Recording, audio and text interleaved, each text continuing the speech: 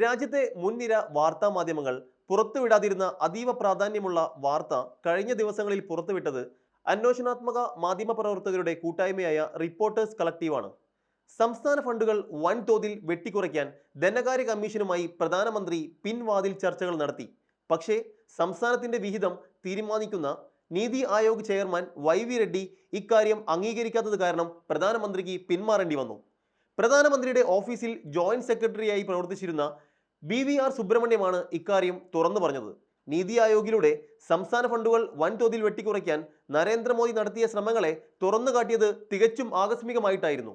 Centre for social economic progress സംഘടിപ്പിച്ച ഇന്ത്യയിലെ സാമ്പത്തിക റിപ്പോർട്ടിങ്ങിനെ കുറിച്ചുള്ള സെമിനാറിൽ സംസാരിക്കവെയാണ് നിർണായക വിവരങ്ങൾ വെളിപ്പെട്ടത്.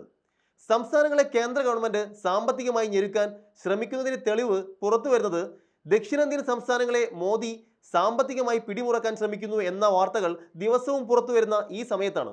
ഇന്ത്യൻ ഭരണഘടന പ്രകാരം സാമ്പത്തിക വിദഗ്ധരും പൊതു ധനകാര്യ വിദഗ്ധരും അടങ്ങുന്ന ഒരു സ്വതന്ത്ര ധനകാര്യ കമ്മീഷനാണ് ഫെഡറൽ ഗവൺമെന്റ് അതിന്റെ നികുതി പിരിവുകളിൽ നിന്ന് സംസ്ഥാനങ്ങളുമായി എത്ര ശതമാനം പണം പങ്കിടണമെന്ന് തീരുമാനിക്കുന്നത്.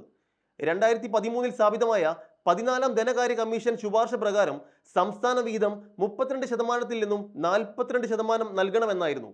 ഗുജറാത്ത് മുഖ്യമന്ത്രി എന്ന നിലയിൽ നരേന്ദ്രമോദി പ്രധാനമന്ത്രി സ്ഥാനത്തിനായി പ്രചാരണം നടത്തുന്ന സമയത്ത് സംസ്ഥാനങ്ങൾക്ക് 50% വിഹിതം നൽകണമെന്ന് കമ്മീഷനോട് ആവശ്യപ്പെടുകയും ചെയ്തിരുന്നു. എന്നിട്ടാണ് തന്റെ ആദ്യ ബഡ്ജറ്റിൽ സംസ്ഥാനങ്ങൾക്ക് വീതം 32% കുറയ്ക്കുന്നതിന് നരേന്ദ്രമോദി പിൻവാതിലിലൂടെ ഇടപെട്ടത്. എന്നാൽ സംസ്ഥാനങ്ങളുടെ വരുമാന വിഹിതം കുറയ്ക്കാനുള്ള തന്റെ സർക്കാരിന്റെ വിഫല ശ്രമം മോദി പാർലമെന്റിൽ മറച്ചുവെക്കുകയും 2015 ഫെബ്രുവരി 27 അദ്ദേഹം പാർലമെന്റിനോട് പറഞ്ഞത് രാജ്യത്തെ ശക്തിപ്പെടുത്തുന്നതിന് നമ്മൾ സംസ്ഥാനങ്ങളെ ശക്തിപ്പെടുത്തണമെന്നും ധനകാര്യ കമ്മീഷൻ അംഗങ്ങൾക്കിടയിൽ തർക്കമുണ്ടായിരുന്നു, അത് പ്രയോജനപ്പെടുത്തി കേന്ദ്രത്തിന് കൂടുതൽ വിഹിതം എടുക്കാമായിരുന്നു എന്നും എന്നാൽ താൻ അത് ചെയ്തില്ല എന്നുമായിരുന്നു. സംസ്ഥാനങ്ങളെ സമ്പന്നമാക്കണം, ശക്തിപ്പെടുത്തണം എന്നത് നമ്മുടെ പ്രതിബദ്ധതയാണ്. ഞാൻ അവർക്ക് 42% നികുതി വരുമാനം നൽകി.